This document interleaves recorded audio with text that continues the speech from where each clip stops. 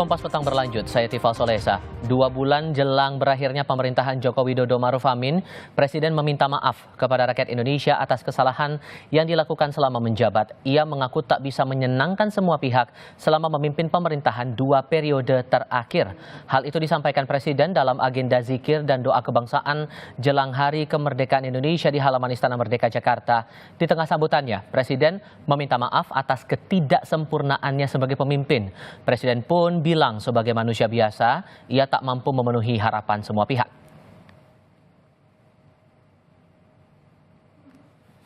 Beserta Ibu Negara Iriana Joko Widodo dengan segenap kesungguhan dan kerendahan hati, izinkanlah saya dan Profesor Kiai Haji Ma'ruf Amin ingin memohon maaf yang sedalam-dalamnya atas segala salah dan kilap selama ini, khususnya selama kami berdua menjalankan amanah sebagai Presiden Republik Indonesia dan sebagai Wakil Presiden Republik Indonesia. Kami sangat menyadari bahwa sebagai manusia kami tidak mungkin dapat menyenangkan semua pihak. Kami juga tidak mungkin dapat memenuhi harapan semua pihak. Saya tidak sempurna, saya manusia biasa, kesempurnaan itu hanya milik Allah Subhanahu wa Ta'ala. Dalam kesempatan yang sama, menanggapi permintaan maaf Presiden Jokowi, Ketua Umum Majelis Ulama Indonesia Anwar Iskandar pun meminta maaf kembali karena kerap membuat repot dan berburuk sangka. Ia menilai tugas dan amanat para pemimpin negara itu tidak mudah.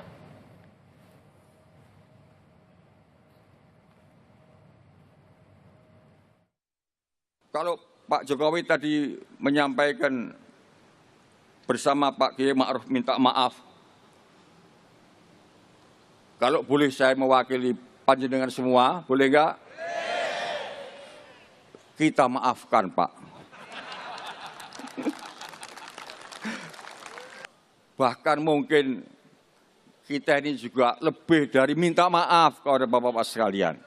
Karena telah bikin repot segala macam. Kadang-kadang itu suudon saja. Kena yang enggak, ketemu yang enggak, maido tok, Masya Allah. Ini gimana ini? Di lain pihak, menanggapi permintaan maaf Presiden Joko Widodo jelang akhir masa jabatannya, juru bicara PDI Perjuangan Chiko Hakim menilai sudah terlambat. Kata Chiko, permintaan maaf terlambat karena menurutnya banyak kerusakan yang terjadi pada masa pemerintahan Presiden Jokowi. Salah satu yang disebut Chiko yakni pembegalan konstitusi untuk meloloskan anak Jokowi maju Pilpres.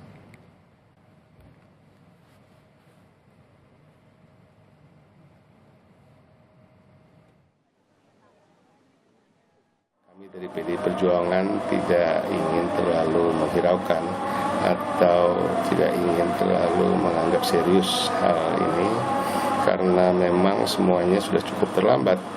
Kita tahu dalam beberapa tahun terakhir ada penyalahgunaan dalam kekuasaan sehingga terjadi pembegalan dalam konstitusi kita untuk meloloskan putra sulungnya, dan kemudian baru-baru ini juga di Mahkamah Agung dilakukan lagi untuk meloloskan putra bungsu yang bersangkutan.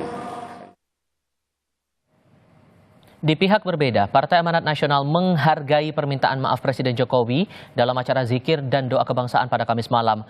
PAN menilai sikap Jokowi yang mengakui adanya kekurangan selama 10 tahun menjabat sebagai presiden sebagai wujud seorang negarawan.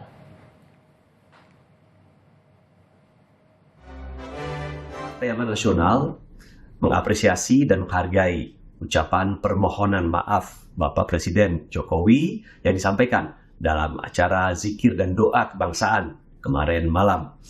Beliau mengakui bahwa sebagai seorang kepala negara tetapi juga sebagai seorang manusia biasa tentu bisa berbuat kesalahan. Ini adalah sebuah bentuk kenegarawanan beliau yang mengakui adanya kekeliruan, kekurangan, ataupun kesalahan dalam 10 tahun pemerintahannya. Tentu kami sebagai warga negara, sebagai partai politik, sebagai anggota masyarakat Indonesia menghargai apa yang disampaikan oleh Bapak Presiden.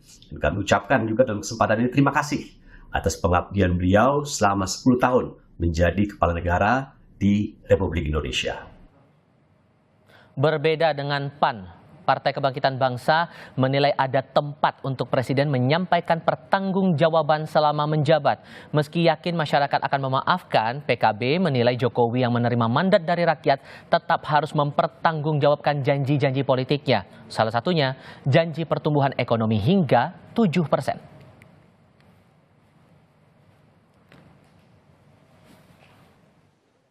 Tapi selaku Presiden, itu ada laporan dan pertanggungjawaban kepada masyarakat Indonesia terkait dengan janji-janjinya, terkait dengan kepercayaan yang sudah diembannya, terkait dengan mandat sudah sampai di mana.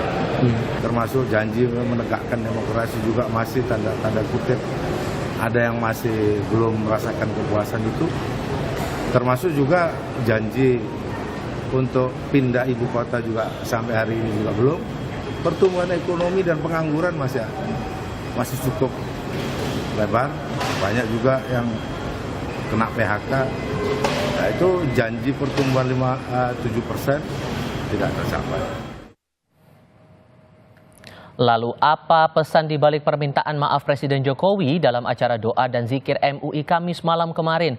Kami akan bahas ini bersama dengan Direktur Lingkar Madani Ray Rangkuti. Bung Ray, selamat sore, apa kabar? Baik sejauh ini.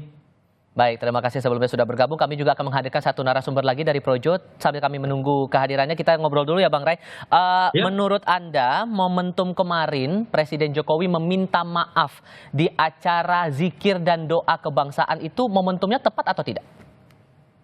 Ya kalau permintaan maaf pribadi sih ya boleh-boleh aja dimanapun kan.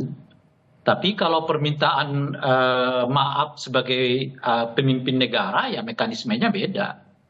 Itu nanti melalui sidang umum MPR kan. Setidaknya tanggal 16 Agustus atau mungkin tanggal 18 Agustus 2024 gitu. Itu satu. Nah yang kedua kalau beda yang lain itu kalau permintaan personal, maaf personal itu tanpa harus menyebutkan kira-kira apa sih yang membuat faktor apa namanya ya yang dianggap sebagai kekeliruan itu ya kealpaan itu gitu itu nggak perlu disebutkan. Tetapi kalau dalam konteks kebangsaan ya harus disebutkan. Sebab kalau nggak disebutkan bagaimana kita melakukan koreksinya, bagaimana kita memperbaikinya, bagaimana kita mengatakan bahwa yang seperti ini di masa yang akan datang nggak boleh terjadi gitu. Tapi kalau kemudian saya kutip pernyataan dari PAN tadi, Mas Edi sempat bilang bahwa itu sebagai sikap negarawan karena merefleksikan 10 tahun masa jabatannya sebagai presiden. Kalau begitu Anda menangkap kesannya minta maaf kemarin itu apa? Kalau negarawan itu yang saya sebutkan tadi kan, tolong disebutkan kira-kira apa sih yang keliru yang dilakukan oleh Pak Jokowi selama 10 tahun terakhir gitu. Supaya kita perbaiki. Gitu. Nah kan beliau nggak menyebutkan apa aja.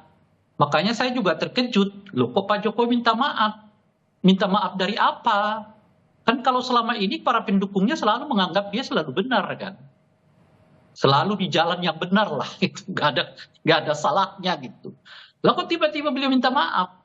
Nah, cuma kalau permintaan maaf personal itu tadi, kita nggak perlu tahu kira-kira apa sih menurut Pak Jokowi yang dianggap sebagai kekeliruannya gitu. Tapi kalau konteksnya kebangsaan, konteksnya negara, konteksnya pemerintah, ya harus diberitahu. Saya gagal di sini, saya nggak memenuhi ini, dan seterusnya itu. Sehingga dengan begitu, semua pengakuan-pengakuan yang dianggap kegagalan pemerintahan yang sekarang, itu dijadikan sebagai bahan evaluasi dan landasan untuk melakukan perbaikan gitu. Nah oleh karena itu sebetulnya permintaan maaf Pak Jokowi itu masih kurang tuh. Masih ada hutangnya. Hutangnya itu apa? Ya sebutkan. Kira-kira apa saja. Nanti kalau saya sebutkan kan Pak Jokowi nggak merasa itu kesalahan kan. Pak Jokowi nanti merasa itu bukan kealpaan kan. Misalnya soal revisi undang-undang KPK misalnya kan. Soal makin maraknya nepotisme misalnya gitu ya. Soal pemberian izin tambang kepada ormas-ormas misalnya gitu. Nah itu semua kalau kita sebut kesalahan dan bukan kesalahan bagi Pak Jokowi bagaimana? Oke. Repot gitu. Kalau Makanya kemudian menurut saya saya sangkut pautkan harus dengan segi ditindaklanjuti. komunikasi politiknya, tapi kan saya pikirnya tidak ada asap kalau tidak ada api, tidak ada sebab kalau ada akibatnya begitu, maupun Nah, sebaliknya. Kalau oke. Anda melihat dari komunikasi politiknya ini maksudnya mau mengarahkan kemana? Iya, ini kan saya melihatnya dari dua hal. Pertama adalah masa terakhir kepemimpinan Pak Jokowi ini banyak mengalami kegagalan, ya. Bukan hanya ditolak rakyat Indonesia, bahkan ditolak oleh partai-partai pendukungnya sendiri. Misalnya soal UKT. UKT itu kan ditolak oleh Pak Prabowo, gitu ya. Pak Prabowo adalah pendukung Pak Jokowi. Masalah Tapera, meskipun nggak ditolak oleh partai-partai pendukungnya, tapi tidak ada satu partai kelihatan yang muncul ke depan mendukung usulan Taperanya Pak Jokowi, gitu ya. Lalu soal anaknya maju di DKI Jakarta, ya kan, tidak ada partai yang berani mengusungnya, gitu kan. Dan terakhir tentu saja soal IKN. Jadi kalau kita runtut sebetulnya banyak lagi soal beberapa aturan yang kemudian mentok, termasuk di dalamnya adalah soal makan siang gratis, Makan bergizi gratis? yang 460 sekian triliun cuma dapatnya 77 triliun kan gitu. Jadi banyak program-program Pak Jokowi itu yang kelihatan gagal di ujung masa kekuasaannya. Itu yang pertama. Dan dia melihat sendiri bahwa partai-partai pendukung dia hari ini ternyata nggak sesolid dan nggak sekuat yang ia bayangkan, bahwa apa yang ia katakan dengan sendirinya akan mewujud di dalam persetujuan partai-partai pendukung. Gitu Walaupun ya. kemudian, kita tahan dulu di situ Bang, Yang karena ketiga, pertanyaan menariknya yang ketiga begini, nih. karena ada pernyataan juga dari Sorry, Presiden. masih ada yang ketiga nih. Oke, Nah, yang silakan singkat. ketiga adalah beliau saat ini memang nggak punya pegangan karena tidak punya partai. Oke. Jadi menjelang lengser ini, presiden yang tidak punya partai, ya mau tidak mau harus menopang dirinya kepada permaafan keseluruhan rakyat Indonesia. Dalam konteks itulah ya Pak Jokowi mungkin menyampaikan permaafan itu gitu. Oke, kalau kita merinci lagi, salah satu kalimat yang menarik disebutkan di situ, mohon maaf karena belum bisa penuhi semua harapan rakyat. Kalau yang Anda cermati, harapan yang paling jauh terwujudnya apa? Tapi nanti jawabnya ya, kita akan lanjutkan lagi diskusinya di sesi berikutnya. Usai jeda berikut ini.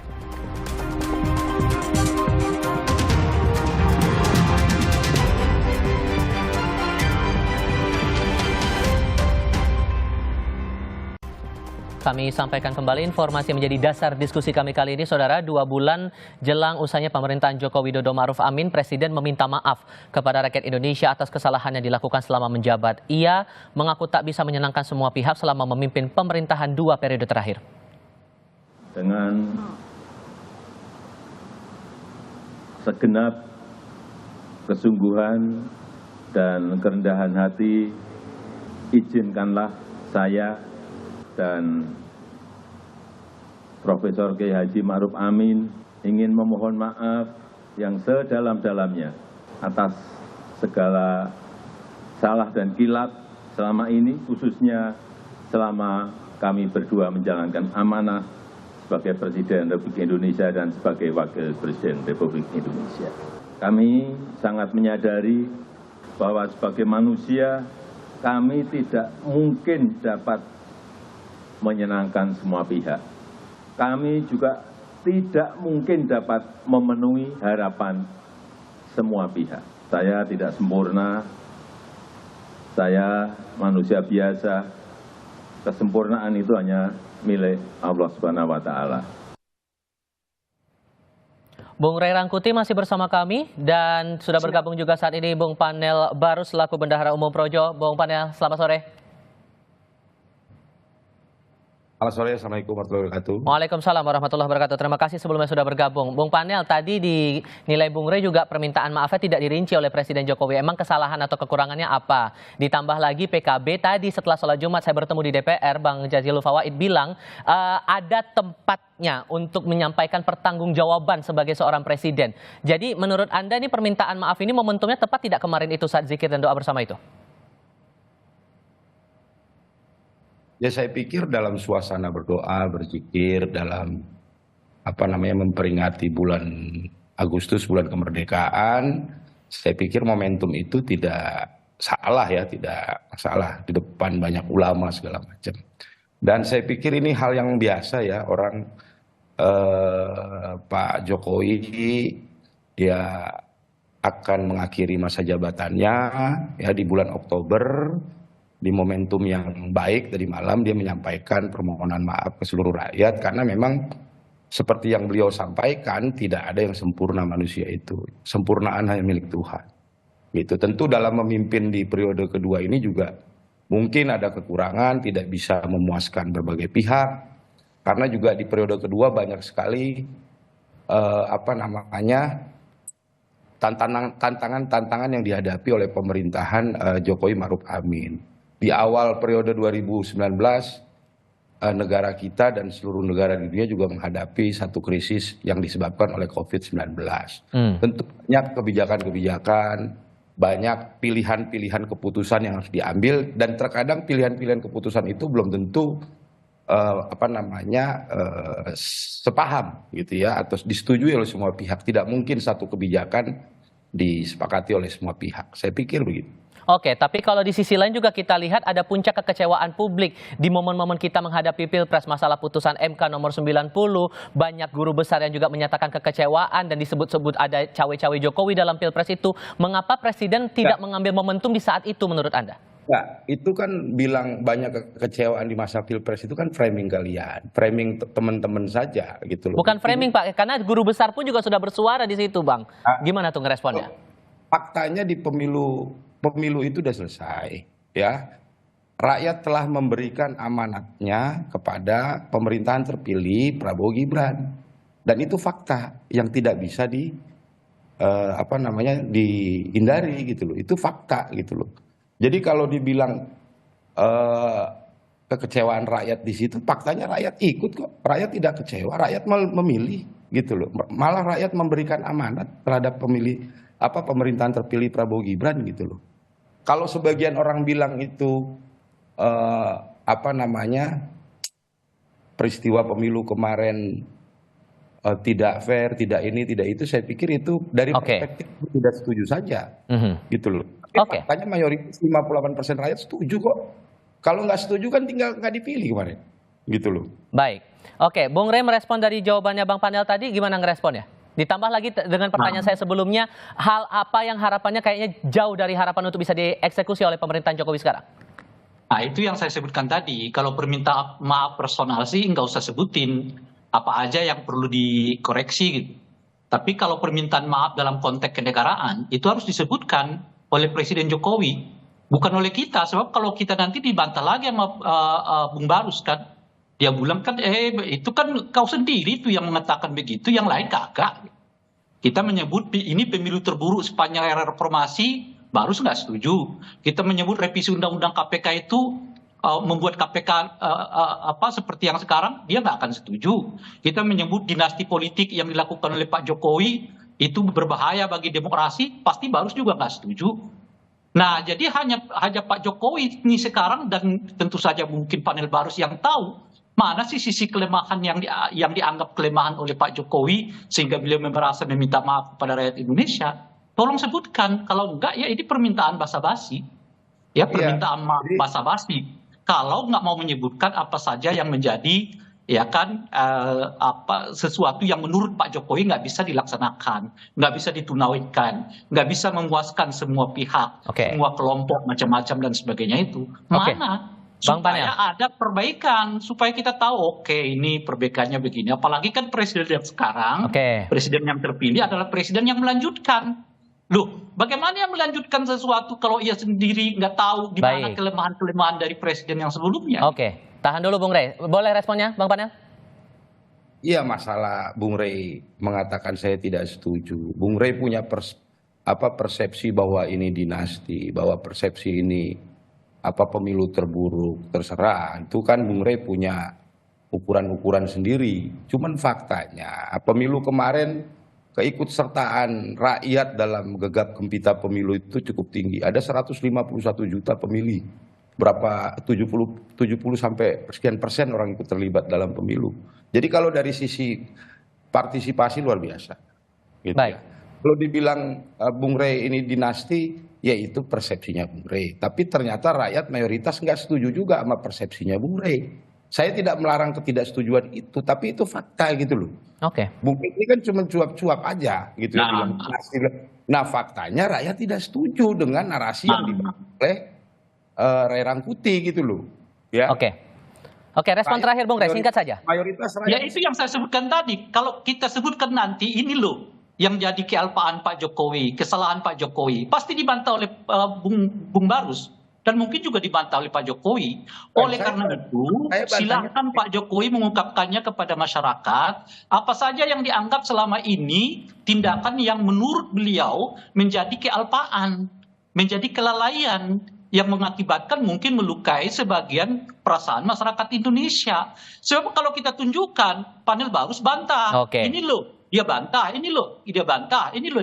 Kalau semuanya dibantah, lalu buat apa Presiden minta maaf? Oke. Kan artinya Presiden benar semuanya. Gitu. Makanya saya mengatakan ini permintaan basa-basi kalau Presiden Jokowi tidak bisa mengungkapkan mana saja sektor yang perlu dibenahi yang oleh Pak Jokowi tidak dilakukan atau alpa dilakukan atau tidak sesuai dengan harapan itu tadi. Gitu. Oke, terakhir Bung Panel. Ya tadi udah saya sampaikan juga. Ini kan momentum di akhir masa jabatan, ya. Bulan Agustus, bulan kemerdekaan. Tadi malam momentumnya zikir di hadapan para alim ulama. Saya pikir itu momentum yang bagus untuk beliau mungkin menyampaikan permintaan maaf sebagai pemimpin Indonesia yang akan akhiri tugasnya. Dan dia juga manusia biasa. Tadi saya bilang, di periode kedua ini banyak tantangan-tantangan. Dan dalam menghadapi tantangan-tantangan itu, contohnya di COVID lah. Banyak kebijakan-kebijakan yang belum tentu semua orang setuju. Belum tentu semua orang. Masih ada perbedaan pandangan di sini. Oke, kita hargai pendapat Anda berdua. Mas Panel Barus, terima kasih. Bang Ray Rangkuti juga terima kasih sudah hadir dalam diskusi kami. Selamat sore semuanya. Sampai ketemu lagi.